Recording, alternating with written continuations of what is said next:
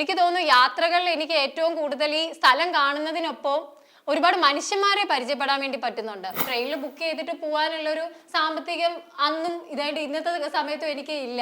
വലിയ വലിയ പാർട്ടി പബ്ബും അതേപോലെ തന്നെ ആളുകളും ഒരുപാട് ഫോറിനേഴ്സ് ആയിട്ടുള്ള ആളുകളും ഉള്ള ഒരു ഗോവയാണ് നമ്മളെല്ലാവരും കാണുന്നത്. ശരിക്കും പറഞ്ഞ ഗോവയിൽ അങ്ങനെയല്ല. ഗോവയിലും നല്ല ഒരു സ്ഥലത്തും അങ്ങനെയല്ല. ഏതോ പ്രോപ്പർട്ടിയിൽ ഞാൻ ചെന്ന് കയറി, അവിടെ ചെന്ന് കയറിയപ്പോൾ ദേ 2 പട്ടികൾ നിൽക്കുന്നു. ആ പട്ടികൾ കുറച്ചുകൊണ്ട് ചാടി. അവസാനം ഞാൻ പേടിച്ച് അവിടുന്ന് കരയൊക്കെ ചെയ്തു. അപരിചിതമായ സ്ഥലം, അപരിചിതരായ വ്യക്തികൾ, അപരിചിതമായ ചോദ്യങ്ങൾ. നേപ്പാളിലെ അനുഭവം ഇങ്ങനെ. അവിടെ ഒരു ഇന്ത്യൻ ആർമിയിലുള്ള ഒരു ആളുണ്ടായിരുന്നു. അദ്ദേഹം സംരക്ഷണവും താമസവും ഒക്കെ തന്നു, ഭക്ഷണവും തന്നു, സ്ഥലങ്ങൾ പരിചയപ്പെടുത്തി തന്നു. അതുപോലെ മറ്റ് സ്ഥലങ്ങൾ ഈ രാജ്യത്തിന് പുറത്ത് നേപ്പാൾ മാത്രമേ പോയിട്ടുള്ളൂ, വേറെ എവിടെയെങ്കിലും പോയിട്ടുണ്ടോ? ഞാൻ ഒറ്റയ്ക്ക് പോയിട്ടുള്ളത് 2 രാജ്യങ്ങളാണ്. ഒന്ന് നേപ്പാളും മറ്റൊന്ന് ഭൂട്ടാനും. ഭൂട്ടാനിലും ഇതേപോലെ തന്നെ എനിക്ക് അറിയില്ലായിരുന്നു ഭൂട്ടാനിലെ പ്രൊസീജിയേഴ്സ് എന്തൊക്കെയാണെന്നുള്ളത്. അപ്പോൾ ഭൂട്ടാനിൽ ഞാൻ പൊക്കോണ്ടിരിക്കുന്ന സമയത്ത്, ആ ട്രെയിനിൽ ഞാൻ ഇരിക്കുന്ന സമയത്ത് അവിടെ ലാമ അല്ലെങ്കിൽ അതും നേപ്പാളി ആയിട്ടുള്ള ഒരു മനുഷ്യൻ എന്നെ വളരെയധികം ഹെൽപ്പ് ചെയ്തിട്ടുണ്ടായിരുന്നു. ഇൻഫാക്ട് ഞാൻ ഈ വർഷം വീണ്ടും ഭൂട്ടാനിൽ പോകാൻ കാരണക്കാരനും അദ്ദേഹമായിരുന്നു. അദ്ദേഹത്തിൻ്റെ കൂടെ തന്നെയാണ് ഞാൻ അദ്ദേഹത്തിൻ്റെ ഫാമിലി ഹോമിൽ ഡാർജിലിംഗിൽ പോകാൻ വേണ്ടിയിട്ട് പറ്റി. എനിക്ക് തോന്നുന്നു യാത്രകളിൽ എനിക്ക് ഏറ്റവും കൂടുതൽ ഈ സ്ഥലം കാണുന്നതിനൊപ്പം ഒരുപാട് മനുഷ്യന്മാരെ പരിചയപ്പെടാൻ വേണ്ടി പറ്റുന്നുണ്ട്, ഒരുപാട് മെമ്മറീസ് ഉണ്ടാക്കാൻ വേണ്ടി പറ്റുന്നുണ്ട്. അപ്പോൾ ഞാൻ പറഞ്ഞല്ലോ, എല്ലാ മനുഷ്യരിലും ഒരിക്കലും മനുഷ്യത്വം ഇല്ല. പക്ഷേ മനുഷ്യത്വമുള്ള മനുഷ്യന്മാര് ഈ ലോകത്ത് എല്ലാ കോണിലും ഉണ്ടെന്നാണ് ഞാൻ വിശ്വസിക്കുന്നത്. അതെനിക്ക് കിട്ടിയത് യാത്രകളിൽ നിന്നാണ്. കുമാരനാശന്റെ ഒരു കവിതയുണ്ട്, വായിച്ചിട്ടുണ്ടാവും, ചണ്ടാല ഭിഷിക. ദാഹിച്ച് വലഞ്ഞു വരുന്ന ആനന്ദഭിഷു, പിന്നെ വെള്ളം കിട്ടുന്നത് കിണറ്റിൻ കരയിൽ ഒരു പെൺകുട്ടിയെ കാണുകയും പെൺകുട്ടി വെള്ളം കൊടുക്കുകയും. അപ്പോൾ കവി പറയുന്നതാണ്, സത്തർ കടലിൽ അഥവാ തുണയ്ക്കുവാൻ എത്തും നിയതി ഓരോ വടിവിൽ. അതായത് നല്ല മനുഷ്യന്മാർക്ക് സഹായത്തിന് ദൈവം ഏതെങ്കിലും രൂപത്തിൽ അവതരിക്കും. അതുപോലെ ആയിരിക്കാം ഈ അപരിചിതരായ ആളുകൾ സുനീസയെ സഹായിക്കാൻ വരുന്നത്. മറ്റ് അനുഭവങ്ങൾ, ഇപ്പോൾ സാമ്പത്തിക ബുദ്ധിമുട്ട് പറഞ്ഞു. ഇപ്പോൾ ഒരു പ്രൊഫഷനുണ്ട്, ക്ലിനിക്കൽ സൈക്കോളജിസ്റ്റ് ആണ്, ജോലിയുണ്ട്. ഇപ്പോൾ സാമ്പത്തിക ബുദ്ധിമുട്ട് ഒരുപക്ഷെങ്കിൽ ഇപ്പം അത്രയും അലട്ടുന്നുണ്ടാവില്ല. പക്ഷേ സാമ്പത്തിക ബുദ്ധിമുട്ട് അലട്ടിയിരുന്ന നാളുകളുണ്ടല്ലോ. അപ്പോഴും ഈ ഒരു എനർജി, യാത്രയോടുള്ള ഇഷ്ടം, പ്രണയം, അത് കാത്തു സൂക്ഷിക്കാൻ സുനീസയ്ക്ക് കഴിഞ്ഞിട്ടുണ്ട്. അതായത് ഇപ്പോഴും ഞാൻ എനിക്കൊരു പ്രൊഫഷൻ ഉണ്ട്, എനിക്കൊരു ജോലിയുണ്ട്. ഞാൻ പത്തനംതിട്ടയിലെ മഹിളാ മന്ദിരത്തിലാണ് ജോലി ചെയ്യുന്നത്. എന്നിരുന്നാലും ഒരുപാട് സാലറി ഒന്നും ഉള്ളൊരു ജോലി അല്ല അത്. ഒരുപാട് സാലറി നമുക്ക് കിട്ടുന്നുമില്ല. നമുക്ക് സർക്കാരിൽ നിന്ന് അനുവദിച്ച ഒരു ഇത്രയ്ക്കുള്ള ഒരു ഫണ്ട് മാത്രമേ കിട്ടുന്നുള്ളൂ. ശരിക്കും പറഞ്ഞാൽ അതുകൊണ്ട് മാത്രം ഇപ്പോഴും യാത്ര പോകാൻ വേണ്ടിയിട്ട് വളരെയധികം ബുദ്ധിമുട്ടാണ്. അപ്പോൾ ആദ്യകാലങ്ങളിൽ യാത്ര പോകാൻ കാരണം ഞാൻ പറഞ്ഞല്ലോ, എൻ്റെ ഒരു സ്വപ്നമായിരുന്നു പല പല സ്ഥലങ്ങൾ കാണുക എന്നുള്ളത്. അപ്പോൾ അതിനായിട്ട് ഇറങ്ങുകയായിരുന്നു ഞാൻ. അപ്പോൾ ഫിനാൻഷ്യലി ഉള്ള ബുദ്ധിമുട്ടുകൾ ഒരു സൈഡിലും ഉണ്ടെങ്കിലും ഓരോ സ്ഥലങ്ങളിൽ പോയി എങ്ങനെയെങ്കിലുമൊക്കെ കാണുക എന്നുള്ളതാണ്. അപ്പോൾ ചിലത് ബുക്ക് ചെയ്തിട്ട്, ഇപ്പോൾ ട്രെയിനിൽ ബുക്ക് ചെയ്തിട്ട് പോകാനുള്ളൊരു സാമ്പത്തികം അന്നും ഇതായിട്ട് ഇന്നത്തെ സമയത്തും എനിക്ക് ഇല്ല, ചില സമയത്ത് ഇല്ല.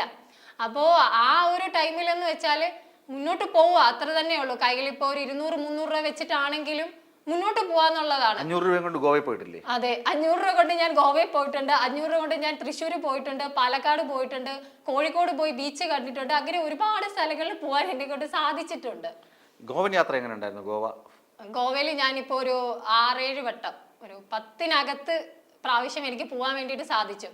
ഗോവയെ പറ്റി കേൾക്കുമ്പോഴത്തേക്ക് അറിയാലോ, നമ്മൾ കാണുന്നത് വലിയ വലിയ പാർട്ടി പബ്ബും അതേപോലെ തന്നെ ആളുകളും ഒരുപാട് ഫോറിനേഴ്സ് ആയിട്ടുള്ള ആളുകളും ഉള്ള ഒരു ഗോവയാണ് നമ്മളെല്ലാവരും കാണുന്നത്. ശരിക്കും പറഞ്ഞ ഗോവയിൽ അങ്ങനെയല്ല. ഗോവയിലും നല്ല ഒരു സ്ഥലത്തും അങ്ങനെയല്ല. അതൊരു പോഷ് ലൈഫാണ്. ഒരു സൈഡിൽ പോഷ് ലൈഫ് ഉണ്ടെങ്കിൽ അടുത്ത സൈഡിൽ പോഷ് ലൈഫ് അല്ലാത്ത സാധാരണക്കാർ യാത്ര ചെയ്യുന്ന അങ്ങനത്തെ ഉള്ളൊരു സ്ഥലമാണ് ഉള്ളത്. അതിപ്പോൾ ഗോവയാണെങ്കിലും ബാംഗ്ലൂർ ആണെങ്കിലും ഹൈദരാബാദ് ആണെങ്കിലും ഏത് സ്ഥലമാണെങ്കിലും സാധാരണക്കാർ യാത്ര ചെയ്യുന്ന, സാധാരണക്കാർ ഭക്ഷണം കഴിക്കുന്ന, സാധാരണക്കാർ ജീവിക്കുന്ന ഒരു രീതി ഉണ്ടായിരിക്കും. അങ്ങനത്തെ ഒരു രീതിയിലാണ് ഞാനൊക്കെ ജീവിക്കുക. ലോകത്തെ ഏറ്റവും പ്രശസ്തമായ ഒരു ടൂറിസ്റ്റ് സ്പോട്ടാണ് ഡാർജിലിംഗ്. ഡാർജിലിംഗ് ആണോ മനോഹരം, കേരളത്തിലെ വട്ടവടയാണോ മനോഹരം? വട്ടവട എന്ന് ഞാൻ ഏറ്റവും കൂടുതൽ പ്രിഫർ ചെയ്ത് പറയത്തുള്ളൂ.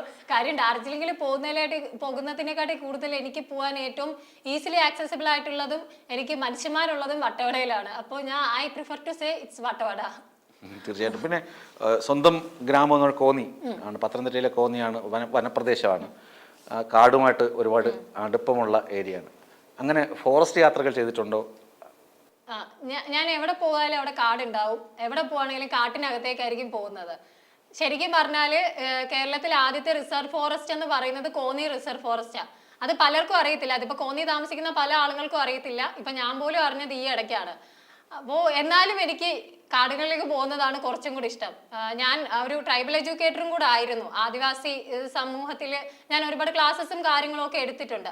ആദിവാസി എന്നല്ല, ഞാൻ ഒരു സോഷ്യൽ വർക്ക് റിലേറ്റബിൾ ആയിട്ട് കുറെ കാര്യങ്ങൾ ചെയ്തിട്ടുണ്ട്. അപ്പൊ എനിക്ക് ഈ ഫോറസ്റ്റ് ഏരിയയിലേക്ക് പോകുന്നതാണ് കുറച്ചും കൂടെ ഒരു അതിനകത്താണ് എനിക്ക് കുറച്ചുകൂടെ ഹംബിൾനെസ് വരുന്നത്. പക്ഷെ പണ്ടത്തെ കാലത്ത് ഞാൻ പഠിച്ചു വരുന്ന സമയത്ത് എനിക്ക് ഈ കാടും മേടും ഒന്നും വേണ്ട, എനിക്ക് സിറ്റിയിൽ പോയി ജീവിച്ചാൽ മതി എന്ന് ഭയങ്കര ആഗ്രഹിച്ച ഒരാളാണ് ഞാൻ. എന്ന് വെച്ചാൽ നമുക്കൊരു സാധാരണ കുടുംബത്തിൽ ജനിച്ചു വളർന്ന ഒരാൾക്ക് വരുന്നത് എനിക്കൊരു ഫ്ലാറ്റ് എടുക്കണം, എനിക്ക് വലിയൊരു സിറ്റിയിൽ പോയി താമസിക്കണം, എനിക്ക് അവിടെയുള്ള കാര്യങ്ങളൊക്കെ കാണണം. ആ ഒരു പോസ്റ്റ് ലൈഫാണ് നമ്മൾ എപ്പോഴും ചിന്തിച്ചുകൊണ്ടേയിരിക്കുന്നത്. പക്ഷേ ആദ്യമൊക്കെ ഞാനത് എൻജോയ് ചെയ്തിരുന്നു, ഞാൻ അങ്ങനത്തെ ലൈഫിൽ പോയി ജീവിച്ചിട്ടുമുണ്ട്. പക്ഷെ അതിനുശേഷം ഞാൻ തിരിച്ച് കാട്ടിലേക്ക് തന്നെ വരികയായിരുന്നു. യാത്രക്കിടയിൽ ഇപ്പം നമ്മൾ പതിവായി കേൾക്കുന്ന സംഭവമാണ് ഗൂഗിൾ മാപ്പ് പറ്റിച്ചു, ചതിച്ചു, വണ്ടി വഴിതെറ്റിപ്പോയെന്നൊക്കെ. Google map ചതിച്ചിട്ടുണ്ടോ? ഈ ഇടയ്ക്കും കൂടെ ഞങ്ങൾ തങ്ങൾപ്പാറ എന്ന് പറഞ്ഞ ഇടുക്കിയിൽ ഒരു സ്ഥലത്ത് പോയിട്ടുണ്ടായിരുന്നു. അവിടെ വെച്ചും ഗൂഗിൾ മാപ്പ് ചതിച്ചു. ഒരുപാട് ആളുകളുടെ വായിരിക്കുന്ന തെറി കേൾക്കേണ്ടതായിട്ട് വന്നിരുന്നു. അപ്പൊ എവിടെ പോവാണെങ്കിലും ഗൂഗിൾ മാപ്പ് എന്നെ ചതിക്കാറുണ്ട്. അതെന്താന്ന് എനിക്ക് അറിഞ്ഞുകൂടാ. അപ്പോൾ ഗൂഗിൾ മാപ്പ് പറയുന്ന അത്ര വിശ്വാസ്യത ഇല്ല ഗൂഗിൾ മാപ്പിൽ. അതെ, അങ്ങനെയാണ് എനിക്ക് തോന്നുന്നത്. കാര്യം ഇപ്പോൾ ഈ ട്രെയിനിൽ പോകുമ്പോഴത്തേക്കും ബസ്സിൽ പോകുമ്പോൾ ഒന്നും കുഴപ്പമില്ല. നമ്മളൊരു വാക്കിൽ പോകുമ്പോഴത്തേക്ക് ഭയങ്കര ബുദ്ധിമുട്ടായിരിക്കും. നടന്ന് ചെല്ലുമ്പോഴത്തേക്കായിരിക്കും അങ്ങനെ ഒരു സ്ഥലമേ ഇല്ല, അല്ലെങ്കിൽ ആ സ്ഥലം ഇവിടെ അല്ലെന്ന് അറിയുന്നത്. അതേപോലെ ഞാൻ പോയതാണ് മേഘാലയയിലെ 7 വാട്ടർഫോൾസ് എന്ന് പറഞ്ഞൊരു സ്ഥലത്തേക്ക്. അപ്പം ഞാൻ വൈകിട്ട് നടക്കാൻ വേണ്ടിയിട്ട് ഇറങ്ങി. ചിറാപുഞ്ചിയിൽ തന്നെ ഉള്ളൊരു സ്ഥലമാണ്. വൈകിട്ട് നടക്കാൻ വേണ്ടിയിട്ട് ഇറങ്ങി. ഞാൻ അത് നോക്കി ഒരു പോക്ക് അങ്ങ് പോയി. ആ സമയത്ത് ശരിക്കും പറഞ്ഞാൽ നന്നായിട്ട് ഫോഗ് ഉണ്ടായിരുന്നു. ഞാൻ നടന്ന് ചെന്നത് വേറെ ഏതോ സ്ഥലത്തേക്കാണ്, ഏതോ പ്രോപ്പർട്ടിയുടെ മുകളിലേക്കായിരുന്നു ഞാൻ നടന്നു ചെന്നത്. ശരിക്കും പറഞ്ഞാൽ കണ്ണൊന്നും കാണാനേ പറ്റുന്നില്ല അവിടെ. ഞാൻ ഒറ്റയ്ക്കും കൂടെ ആയതുകൊണ്ട് എനിക്ക് അത്യാവശ്യം പേടി ഉണ്ടായിരുന്നു. സിനിമയിൽ രേവതി പോലെ ജ്യോതിയും വന്നില്ല തീയും വന്നില്ല എന്ന അവസ്ഥയൊക്കെയാണ്. അതെ, അതുപോലെ തന്നെ ആയിരുന്നു. ഏതോ പ്രോപ്പർട്ടിയിൽ ഞാൻ ചെന്ന് കയറി. അവിടെ ചെന്ന് കയറിയപ്പോൾ 2 പട്ടികൾ നിൽക്കുന്നു. ആ പട്ടികൾ കുറച്ചുകൊണ്ട് ചാടി. അവസാനം ഞാൻ പേടിച്ച് അവിടുന്ന് കരയൊക്കെ ചെയ്തു. അവസാനം പ്രോപ്പർട്ടിയുടെ ഓണർ ഇറങ്ങി വന്നിട്ട് പറഞ്ഞു, പണ്ട് അതിന്റെ ലക്ഷ്യസ്ഥാനം ഇവിടെന്തോ ആയിരുന്നു, അതുകൊണ്ട് ആ ലൊക്കേഷനിൽ അങ്ങനെ കാണിക്കുന്നതാണെന്ന് പറഞ്ഞു. അതുകൊണ്ട് അന്നത്തെ ദിവസം എനിക്ക് ആ വാട്ടർഫോൾസിൽ പോകാൻ വേണ്ടി പറ്റിയില്ല. വെരി നെക്സ്റ്റ് ഡേ മോർണിംഗ് ഞാൻ അവിടെ നിന്ന് ഇറങ്ങി നടന്നു. എങ്ങനെയൊക്കെയോ നടന്ന് ഞാൻ എന്തായാലും ആളുകളോടൊക്കെ ചോദിച്ച് എങ്ങനെയോ ഞാൻ ആ സ്ഥലത്തെത്തി. പക്ഷേ എനിക്ക് തോന്നുന്നു ഗൂഗിൾ മാപ്പിലും നല്ലത് അവിടെ ഉള്ള ലോക്കലായിട്ടുള്ള ആളുകൾ അവിടെ ഉണ്ടെങ്കിൽ അവരോട് ചോദിക്കുന്നതായിരിക്കും. അപ്പം നമുക്ക് കുറച്ചും കൂടെ അവിടുത്തെ സംസ്കാരം അറിയാൻ പറ്റും, അവിടുത്തെ ആളുകളിൽ നിന്നൊക്കെ അവരുടെ ലാംഗ്വേജ് അറിയാൻ വേണ്ടിയിട്ട് പറ്റും. ആ കറക്റ്റായിട്ട് സ്ഥലത്ത് എത്താനും സാധിക്കും. ഈ ചോദിച്ച് പോകുമ്പോൾ എന്തൊക്കെയാണ് കയ്യിൽ കരുതുന്നത്? ഞാൻ ഇപ്പോ ഈ ക്യാമറയുടെ മുന്നിൽ പറയാൻ വേണ്ടിയിട്ട് എനിക്ക് എന്തെങ്കിലുമൊക്കെ പറയാം. പക്ഷെ ഞാൻ ടു ബി വെരി ഫ്രാങ്ക്, ഞാൻ ഒരു സംഭവം കൊണ്ടുപോകാറില്ല. ആകെ 3-4 ഡ്രസ്സും കൊണ്ടുപോയി ഒരു 2 പാൻറ്റും കൊണ്ടുപോയി അങ്ങനെ പോകുന്ന ഒരാളാണ് ഞാൻ. അതിനകത്ത് ഞാൻ ആകെപ്പാടെ കരുതുന്ന ഒരു സംഭവം മെഡിസിൻസ് ആണ്. എന്തെങ്കിലും ഒരു പനി വന്നാൽ കഴിക്കാനുള്ളതും എന്തെങ്കിലും ഒരു പെയിൻ റിലീഫിനും ഉള്ളതാണ്. ബാക്കിയുള്ള ഒരു സാധനവും ഞാൻ കൊണ്ടുപോകാറില്ല. ഒരു പോക്ക് പോകുമ്പോഴത്തേക്ക് അങ്ങനെ അങ്ങ് പോകുന്നു. പക്ഷേ ഞാൻ ഇപ്പോൾ കാണുന്നതിൽ വെച്ചിട്ട് സേഫ്റ്റിക്ക് ഏറ്റവും നല്ലത് ഒരു പെപ്പർ സ്പ്രേ ഒക്കെ കൂടെ കരുതുന്നതാണ്. സ്ത്രീകൾ യാത്ര ചെയ്യുമ്പോൾ ഒരു പെപ്പർ സ്പ്രേയും കാര്യങ്ങളും ഒക്കെ കൂടെ കരുതുന്നത് വളരെ നന്നായിരിക്കും.